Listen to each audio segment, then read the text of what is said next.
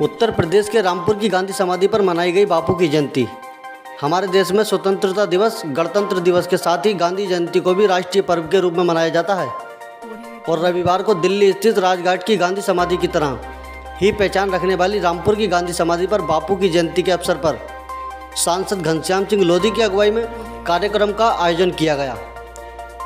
हम आपको बता दें, राष्ट्रीय पिता महात्मा गांधी एवं पूर्व प्रधानमंत्री लाल बहादुर शास्त्री का जन्म 2 अक्टूबर को हुआ था। देश के इन दोनों ही महापुरुषों ने अपने अपने समय में महत्वपूर्ण योगदान दिया था, जिसको देशवासी कभी नहीं भुला सकते और इसी को लेकर प्रत्येक वर्ष दोनों ही महापुरुषों की जयंती मनाई जाती है। रामपुर में इसका खासा महत्व, जिसका बहुत बड़ा कारण यह है कि यहाँ पर दिल्ली के राजघाट की तरह गांधी समाधि मौजूद है। इस लिहाज से यहाँ का महत्व इतिहास के पन्नों की गहराइयों में समाया रहता है। वहीं रामपुर के सांसद घनश्याम सिंह लोधी की अगुवाई में गांधी समाधि पहुंचकर बापू को पुष्पांजलि दी गई। साथ ही उनकी प्रतिमा पर फूल मालाएं अर्पित की गईं। गांधी समाधि पर सांसद ने कुछ खादी के कपड़ों को भी खरीदा। वहीं उन्होंने बापू के जीवन की जुड़ी कुछ महत्वपूर्ण यादों को अपने व्यक्तित्व के जरिए लोगों के सामने रखा। इस दौरान जिलाधिकारी रविंद्र कुमार मादड़, पुलिस अधीक्षक अशोक कुमार शुक्ला के अलावा जनपद के कई आला अधिकारी और भाजपाइयों के साथ ही स्कूली बच्चे भी मौजूद रहे।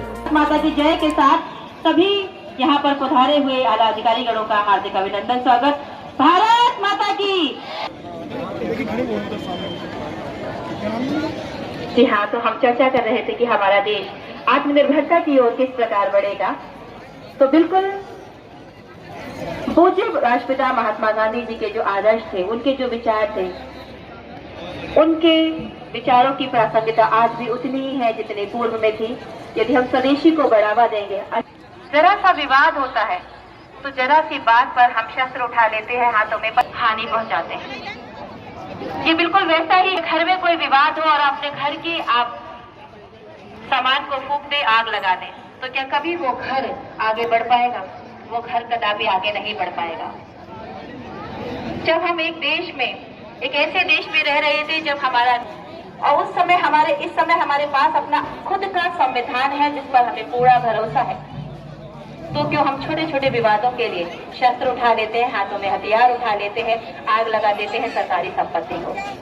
आज भी पूज्य राष्ट्रपिता महात्मा गांधी जी के विचारों की उतनी ही प्रासंगिकता है और आवश्यकता है उन पर चलने की, उस मार्ग पे चलने की जो उन्होंने हमें दिखाया था। हमारे आदरणीय सिटी मजिस्ट्रेट साहब यहाँ पर पधार चुके हैं, हम उनका हार्दिक अभिनंदन करते, जिनके कारण हम विदेशी माल को अपने देश में आने से तो नहीं रोक सकते, लेकिन हर भारतीय का ये कर्तव्य है कि वो अधिक से अधिक स्वदेशी वस्तुओं का प्रयोग करें, क्योंकि जितना हम स्वदेशी वस्तुओं का प्रयोग था, जब हमारे देश के पास खाने के लिए अनाज नहीं था और हमारे देश के द्वितीय प्रधानमंत्री श्री लाल बहादुर के महान विभूति रहे, उन्होंने सोमवार का दिन शास्त्री व्रत के रूप में निर्धारित किया और जय जवान जय किसान का नारा दिया।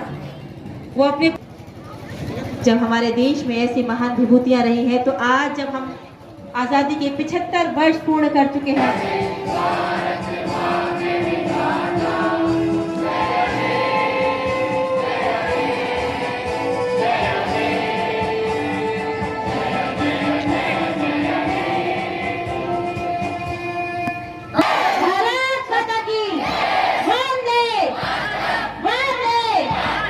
रामधुन